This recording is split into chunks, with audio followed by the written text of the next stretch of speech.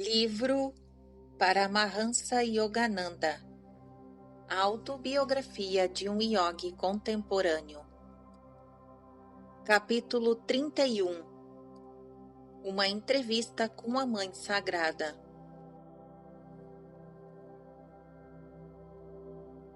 Reverenda Mãe, fui batizado na infância por seu esposo profeta. Ele foi o guru de meus pais e de meu próprio guru, Sri Yukteswar. Pode conceder-me, por isso, o privilégio de ouvir alguns episódios de sua vida sagrada? Dirigia-me a Srimati Kashmoni, companheira de Larish Marasaya. Encontrando-me em Benares, por um curto período, realizava um antigo desejo, o de visitar a veneranda senhora. Ela me recebeu encantadoramente na casa de Larish, no distrito de Guradeswar, em Mohula, Benares. Apesar de idosa, florescia como um lótus emanando uma espiritual fragrância. Era de estatura média, pele clara, pescoço delgado e grandes olhos brilhantes. Bem-vindo, filho. Suba comigo. Kashmoni procedeu-me até o pequenino quarto onde por algum tempo vivera com seu esposo. Senti-me honrado ao conhecer o santuário onde o incomparável mestre concedera em representar o drama do matrimônio. A nobre senhora me indicou uma almofada ao seu lado. Muitos anos decorreram antes que eu percebesse a estatura divina de meu esposo, começou ela. Certa noite, exatamente neste quarto, tive um vívido sonho.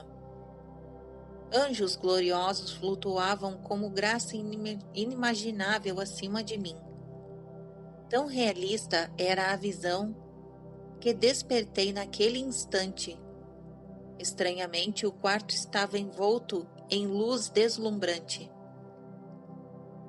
Meu esposo, na posição de lótus, levitava-se no centro do quarto, circundado por anjos. Em atitude de dignidade suplicante, com as palmas unidas, eles o adoravam. Desmedidamente surpresa, acreditei ainda estar sonhando.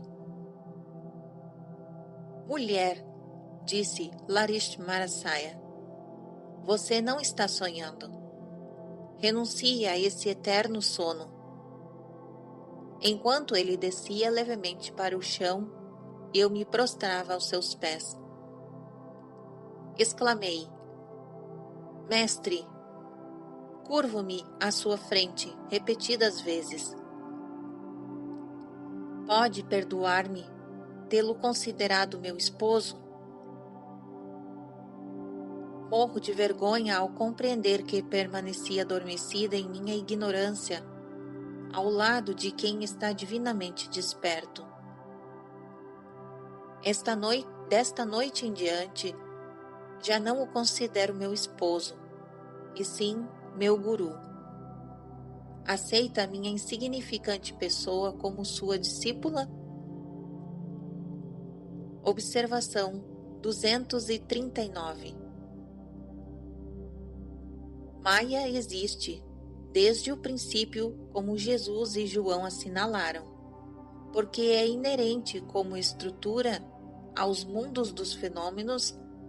Estes se encontram em fluxo transitório, sempre com antítese e imutabilidade divina. Agora um trecho de Milton.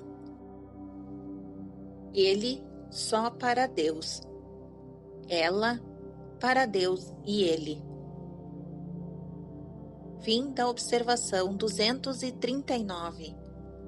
Continuação da narrativa. O mestre tocou-me com delicadeza. Alma sagrada, levante-se. Está aceita. Ele apontou para os anjos. Reverencie, por favor, cada um destes grandes santos. Quando terminei minhas humildes genuflexões, as vozes angélicas soaram como uníssono, semelhante ao coro de uma antiga escritura. Consorte a divindade única, bendita és tu. Recebe a nossa saudação. Eles se curvaram a meus pés e suas formas refulgentes os desvaneceram-se. O quarto então escureceu. Meu guru me perguntou se eu queria receber a iniciação em Kriya Yoga. Certamente, respondi. Lamento não ter recebido essa bênção mais cedo em minha vida. Você não estava amadurecida.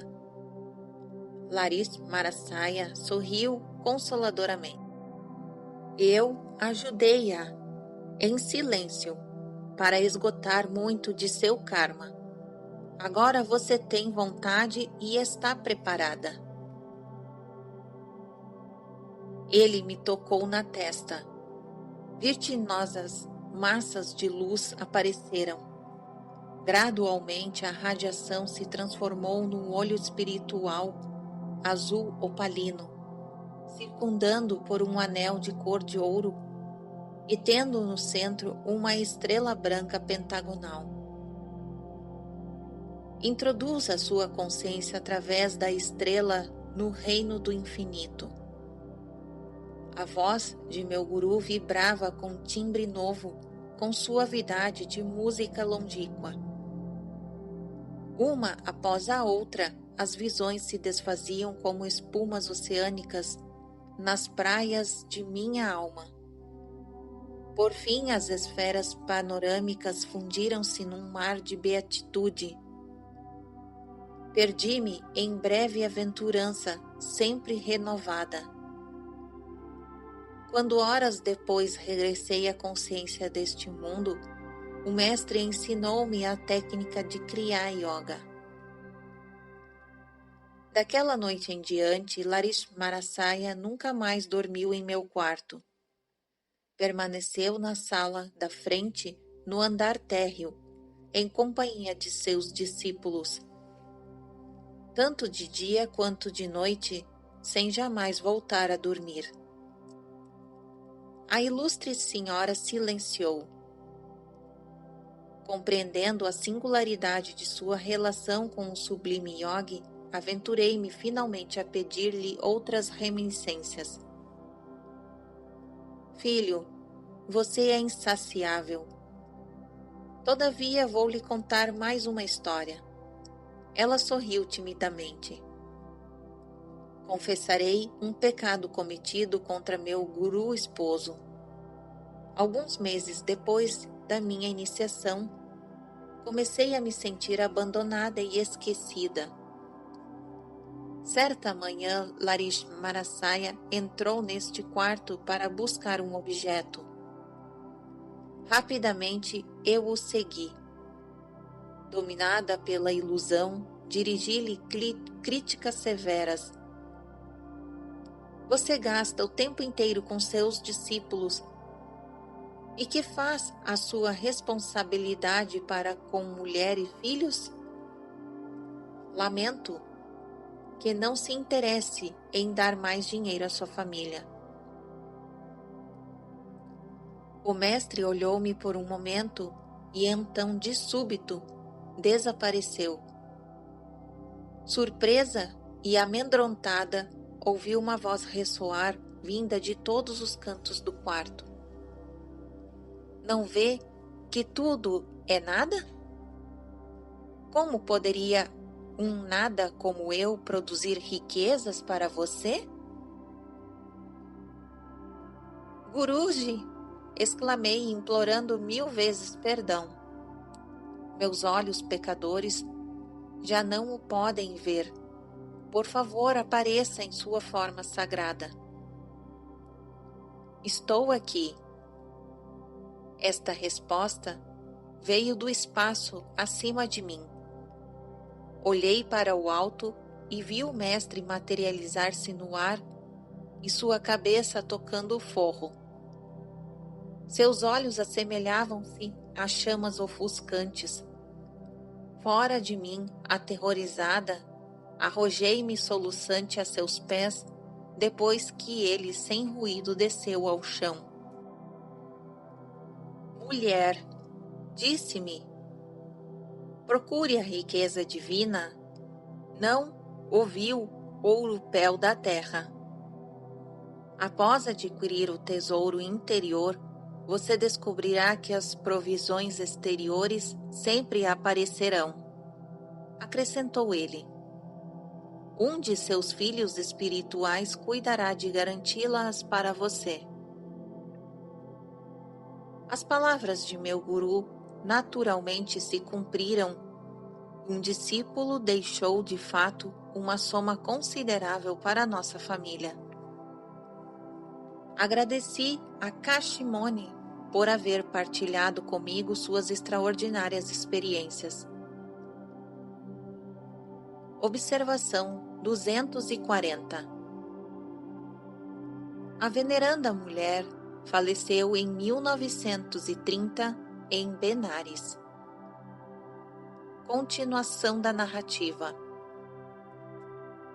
No dia seguinte, voltei à sua casa e desfrutei várias horas de discussão filosófica com Tim Kouri e Dekouri Larish. Estes dois filhos santos do grande yogi hindu seguiram-lhe de perto as pisadas ideais. Ambos eram altos corpulentos, de pele clara, espessa barba, vozes suaves e um encanto de maneiras que parecia vir de tempos antigos. Não foi sua mulher a única discípula de Larismarasaya. Houve centenas de outras, inclusive minha mãe. Uma Shela pediu uma fotografia certa vez ao guru. Entregando-lhe uma, ele comentou: se você a considerar uma proteção, assim há de ser, do contrário será apenas um retrato. Aconteceu que, alguns dias mais tarde, esta mulher e a nora de Larismarasaya estudavam o Bhagavad Gita sobre uma mesa, acima da qual estava pendurada a fotografia do guru, quando uma tempestade elétrica se desencadeou com uma grande violência. Larismarasaya, proteja-nos! A mulher curvou-se diante da fotografia. O relâmpago caiu sobre o livro na mesa, mas as duas devotas ficaram ilesas. Senti como se um lençol de gelo fosse enrolado em mim para isolar-me do calor ardente, relatou a Shela. Larismarasaya realizou 2 milagres para atender a uma discípula de Aboya. Esta e o marido, um advogado de Calcutá, decidiram partir para Benares. Certo dia, a fim de visitar o guru. A carruagem foi retardada pelo tráfego intenso. Eles chegaram à estação principal de Howrah, em Calcutá, apenas para ouvir o apito da partida do trem para Benares.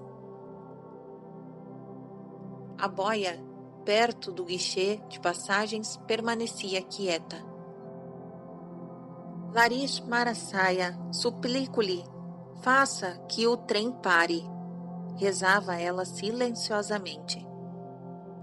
Não posso suportar o tormento da demora à espera de mais um dia aqui, sem o ver. As rodas do trem resfolegante continuavam a girar e girar, sem que houvesse progresso sobre os trilhos. O maquinista e os passageiros desceram a plataforma para observar o fenômeno. Um guarda-linha, de nacionalidade inglesa, aproximou-se de Aboya e de seu marido. Contrariando todos os precedentes, o guarda ofereceu seus serviços.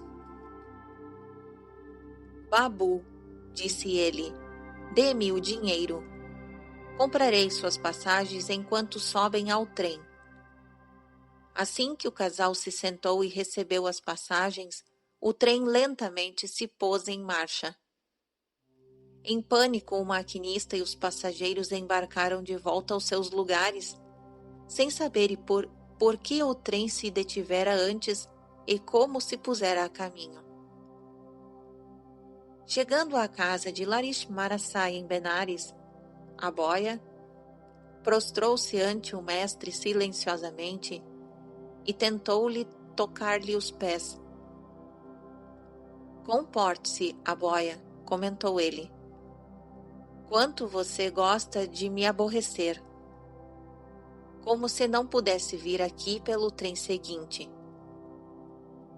Aboya visitou Larishmarasai em outra ocasião memorável, mas desta vez ela queria a intercessão do guru não para uma viagem de trem, mas para a viagem da cegonha.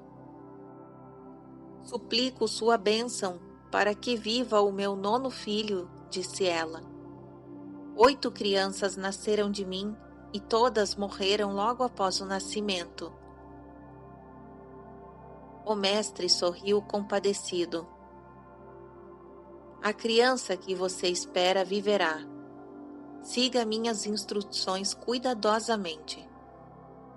O bebê, uma menina, nascerá à noite. Vigie para que a lamparina se conserve queimando até a madrugada. Não adormeça. Evite que a luz se extingua. O bebê de Aboya foi uma menina, nascida à noite exatamente como o onisciente guru previra. A mãe instruiu a enfermeira para que conservasse a lamparina cheia de azeite. As 2 mulheres mantiveram o indispensável vigília até as primeiras horas da madrugada, mas afinal adormeceram. A lamparina quase se esgotou. A chama bruxuleava debilmente. A porta do quarto se destrancou e se abriu com estrépito. As mulheres acordaram assustadas, e seus olhos assombrados contemplaram a forma de Larishmarasai. Aboya, veja, a luz quase se apaga. Ele apontou para a lamparina que a enfermeira se apressou a encher de azeite.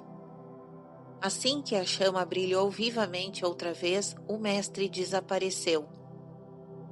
A porta fechou-se e o ferrolho prendeu-se sem ajuda visível. A 9ª filha de Aboya sobreviveu, e em 1935, quando inquiri acerca dela, soube que ainda estava viva.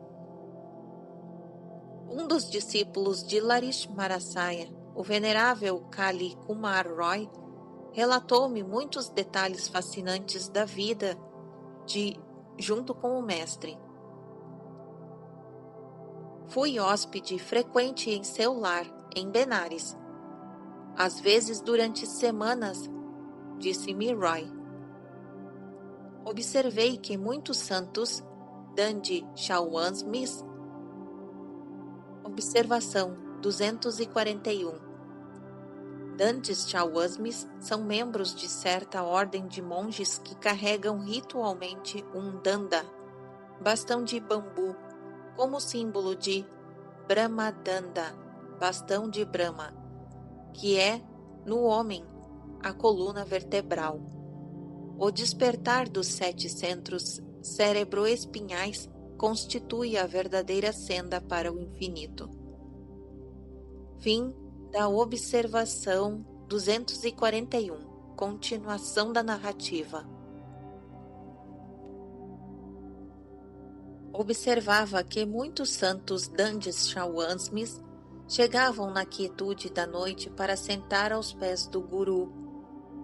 Costumavam empenhar-se em discussões sobre temas de meditação e de filosofia. Despontando a aurora, os augustos visitantes partiam. Durante minhas visitas descobri que Larismarasaya nenhuma vez se deitou para dormir.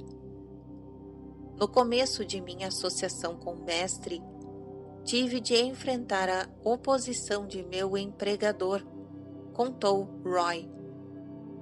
Era um homem saturado de materialismo. Não quero fanáticos religiosos entre meu pessoal, costumava dizer com desprezo. Se um dia encontrar o charlatão que é o seu guru, lhe direi umas verdades que ele não esquecerá. Esta ameaça não foi capaz de interromper meu programa regular. Eu passava quase todas as noites junto a meu guru. Certa noite meu patrão me seguiu e irrompeu bruscamente na sala. Sem dúvida, tinha a intenção de fazer os prometidos comentários. Mas assim que o homem se sentou, Larismarasaya dirigiu-se ao grupo de aproximadamente 12 discípulos. Gostariam de ver um filme? Quando acenamos afirmativamente, ele nos pediu que escurecêssemos a sala. Sentem-se um atrás do outro, em círculo, disse ele, e coloquem as mãos sobre os olhos do homem à sua frente.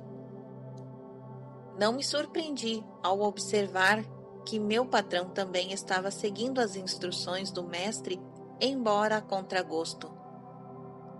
Dentro de poucos minutos, Larismarasaya nos perguntou o que estavam vendo. Senhor, repliquei, vejo uma formosa mulher. Usa um sari com barra vermelha e permanece de pé junto a uma planta chamada orelhas de elefante. Todos os outros discípulos fizeram a mesma descrição. O mestre voltou-se para meu chefe. Você reconhece essa mulher? Sim. O homem lutava evidentemente com emoções novas para sua natureza. Tenho sido um tolo gastando dinheiro com ela, quando possuo uma boa esposa. Envergonho-me dos motivos que me trouxeram aqui. Pode perdoar-me e receber-me como seu discípulo? Se levar uma vida moral durante 6 meses, eu o aceitarei. O mestre acrescentou, do contrário, não precisarei dar-lhe a iniciação. Durante 3 meses, o meu chefe resistiu à tentação. A seguir, reatou sua antiga ligação com a mulher. E 2 meses depois morreu. Deste modo, vim a compreender a velada profecia de meu guru sobre a improbabilidade de dar a iniciação àquele homem. Larismarasaya tinha um amigo famoso, o Shawasmi Trailanga, a quem se atribuíam mais de 300 anos de idade. Os 2 yogis frequentemente se sentavam juntos para meditar. A fama de Trailanga tão amplamente se difundiu que poucos indianos negariam a autenticidade a qualquer relato de seus espantosos milagres. Se Cristo retornasse à Terra e caminhasse pelas ruas de Nova York, exibindo seus poderes divinos, causaria entre o povo o mesmo medo reverente que Trailanga provocava há décadas atrás ao passar entre as multidões nas ruas de Benares. Ele foi um dos Siddhas, seres que se fizeram perfeitos, os quais deram à Índia alicerces de cimento contra as erosões do tempo. Em muitas ocasiões, viu-se o Shawasmi beber, sem efeitos nocivos, os venenos mais mortíferos. Milhares de pessoas, inclusive algumas que ainda vivem, puderam ver Trailanga flutuar no Ganges. Durante dias seguidos, ele costumava sentar-se em cima da água, ou durante períodos muito longos, escondia-se sob as ondas. Um espetáculo comum no Gete Manikarnika era o corpo imóvel do Shawasmi sobre as lajes abrasadoras, inteiramente exposto ao sol impiedoso da Índia. Através destes feitos, Trailanga procurou ensinar a todos que a vida humana não depende de oxigênio nem de certas condições e precauções. Estivesse o corpo do grande mestre acima ou abaixo da água, desafiasse ou não seu corpo os inclementes raios solares, ele provava que vivia da consciência divina. A morte não o podia tocar. Este yogi não foi grande apenas espiritualmente. Possuía também um físico avantajado. Seu peso ultrapassava as 300 libras. Observação 242. Equivalentes a 136 quilos. Continuação da narrativa. 1 libra para cada ano de sua vida. Como raramente ele comia, o mistério aumentava. Um mestre, contudo, facilmente ignora todas as regras comuns de saúde, quando assim deseja proceder por alguma razão especial, muitas vezes só dele conhecidas. Grandes santos que despertaram do sonho cósmico de Maya e chegaram à realização de que este mundo é uma ideia na mente divina, podem fazer o que bem entenderem com o corpo, pois sabem que não passa de uma forma manipulável de energia condensada. Embora hoje os cientistas compreendam que a matéria nada mais é do que energia congelada, há muito tempo os mestres iluminados passaram vitoriosamente da teoria à prática no campo do domínio sobre a matéria. Trailanga permanecia sempre completamente nu. A polícia de Benares, atormentada, passou a considerá-lo uma desconcertante criança com problema. O Shawasmi, natural como o primitivo Adão no jardim do Éden, é inconsciente de sua nudez. A polícia, ao contrário, tinha plena consciência daquela nudez e o trancava na prisão sem cerimônia. Seguia-se um enleio geral. O enorme corpo de Trailanga era logo visto em toda a sua ausência habitual de vestuário sobre o telhado da cadeia. Sua cela, ainda seguramente trancada, nenhuma chave oferecia ao enigma de sua evasão. Agentes da lei, desanimados, cumpriam novamente o seu dever. Desta vez colocavam um guarda à frente da cela do Shawasmi. De novo, a força curvava-se ante o direito. Logo se podia avistar o grande mestre em seu despreocupado passeio sobre o telhado. A deusa da justiça usa uma venda nos olhos. A polícia burlada decidiu seguir-lhe o exemplo no caso de Trailanga. O grande yogi tinha por hábito manter silêncio. Observação 243. Ele era um muni, um monge que observava, mauna, silêncio espiritual. A palavra sânscrita muni tem parentesco com a grega monos, sozinho único, do qual derivam as palavras inglesas monk, monge e monismo. Fim da observação 243. Continuação da narrativa.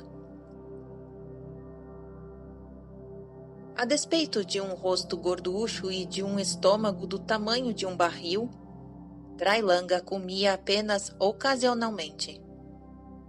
Após semanas sem se alimentar, ele quebrava o jejum com caldeirões de leite coalhado que os devotos lhe ofereciam.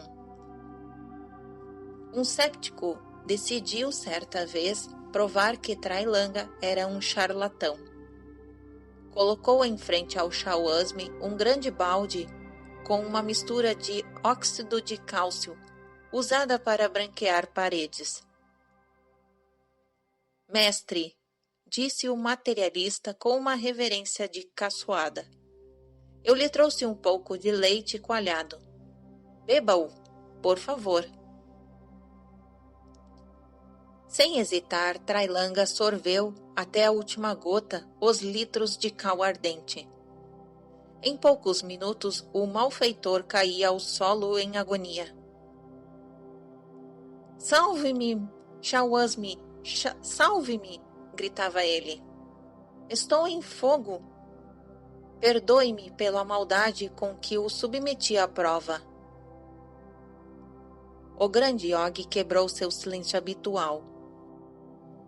Você zombava, disse ele, e ao me oferecer veneno, não tinha consciência de que minha vida é una com a sua.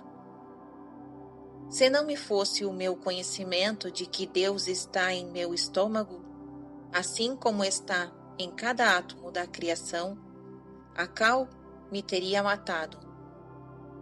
Agora que você conhece o significado divino do bumerangue, nunca mais use de trapaça com os outros. Débil ainda, o pecador, curado pelas palavras de Trailanga, retirou-se furtivamente. A reversão da dor não resultou da vontade do mestre, e sim da operação de uma lei de justiça, que sustém até o mais longínquo corpo celeste em rotação no cosmo. Observação 244. Comparar com Reis, capítulo 2, versículo 19 e 24. Depois de Elisha ter realizado o milagre de curar as águas em Jericó, um grupo de crianças o ridicularizou. Então saíram do bosque 2 ursas e despedaçaram 42 crianças. Continuação da narrativa. Esta lei divina funciona instantaneamente para homens que alcançaram a realização de Deus como Trailanga. Eles aboliram para sempre todas as obstinadas contracorrentes do ego. A fé nos ajustes automáticos da justiça, geralmente pagos em moedas inesperadas, como no caso de Trailanga e de seu pretenso assassino, abranda nossa precipitada indignação contra a injustiça humana. A vingança é minha, eu retribuirei, diz o Senhor. Observação 245. Registrado em Romanos 12, versículo 19. Continuação da narrativa. Que necessidade há dos míseros recursos do homem?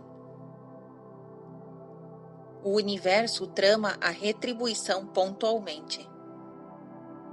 As mentes obtusas não acreditam na possibilidade da justiça divina, do amor, da onisciência, da imortalidade. Ridículas superstições das Escrituras. Homens com esta insensibilidade irreverentes ante o espetáculo cósmico provocam em suas vidas uma discordante sucessão de acontecimentos que por fim os compelirá a buscar a sabedoria. Referiu-se Jesus à onipotência da lei espiritual, por ocasião de sua entrada triunfal em Jerusalém. Enquanto os discípulos e a multidão clamavam de alegria e proclamavam paz nos céus e glórias nas alturas, certos fariseus queixavam-se do indigno espetáculo. Mestre, protestaram eles, repreende os teus discípulos. Jesus, porém, respondeu que se os discípulos fossem emudecidos, as pedras imediatamente clamariam. Observação 246. Registrado em Lucas 19, versículo 37-40. Continuação da narrativa. Nesta reprimenda aos fariseus, Cristo salientava que a justiça divina não é uma abstração figurativa e que o homem de paz, embora a língua lhe seja arrancada, ainda encontrará o seu verbo e a sua defesa nas pedras fundamentais da criação, nas próprias leis do universo. Pensais, dizia Jesus, silenciar os homens de paz? Pois esperais sufocar a voz de Deus, cuja glória e onipresença até as pedras cantam? Exigis que os homens não celebrem juntos sua ação de graças pela paz nos céus? Aconselhais que se reúnam em multidões e expressem sua unidade somente em ocasiões de guerra sobre a superfície terrestre?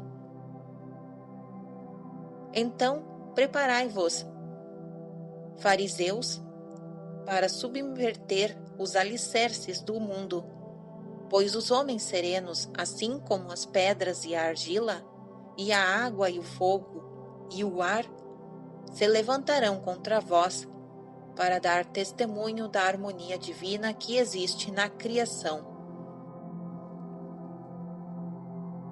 Trailanga, iogue semelhante a Cristo, concedeu uma vez a meu ságio mama, tio materno, uma graça espiritual. Certa manhã meu tio deparou com o mestre em meio a uma multidão de devotos no Ghet, em Benares. Deu um jeito de cortar caminho e aproximar-se de Trailanga, a fim de tocar humildemente os seus pés de iogue. E ficou assombrado ao se ver instantaneamente livre de uma dolorosa enfermidade crônica. Observação 247. As vidas de Trailanga e de outros grandes mestres nos recordam as palavras de Jesus. E estes sinais acompanharão os que acreditarem em meu nome. A consciência crística. Eles expulsarão os demônios, falarão novas línguas, pegarão nas serpentes, e se beberem algo mortífero, não lhes fará dano algum.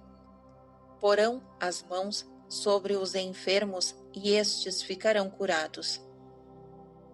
Registrado em Marcos 16, versículos 17 e 18.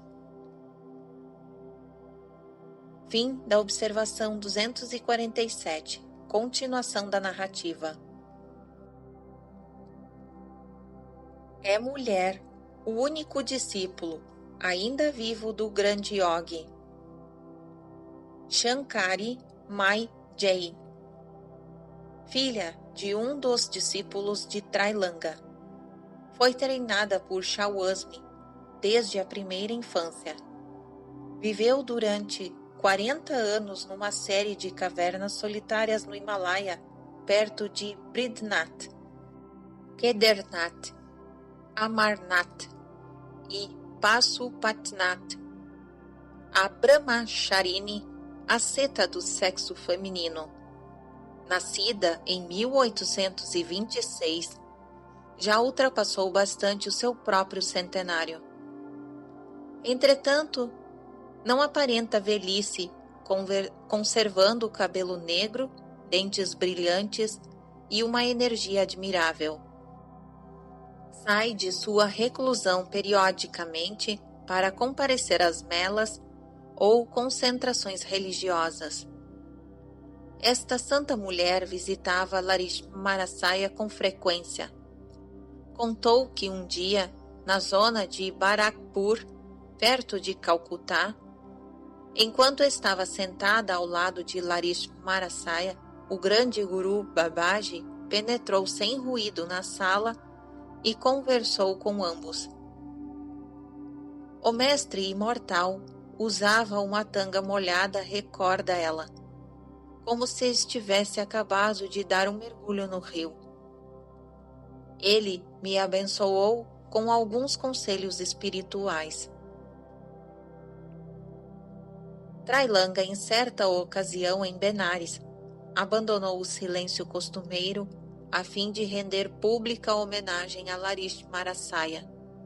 Um dos discípulos de Trailanga objetou: por que um Shawasmi e um homem como o senhor mostra tanto respeito a um chefe de família? Meu filho, replicou Trailanga, Lakshmarasaya é como um gatinho divino que permanece onde quer que a mãe cósmica o coloque. Enquanto representa o papel e cumpre os deveres de um homem do mundo, ele atingiu aquela realização de Deus que eu busquei pela renúncia de tudo, até de minha tanga.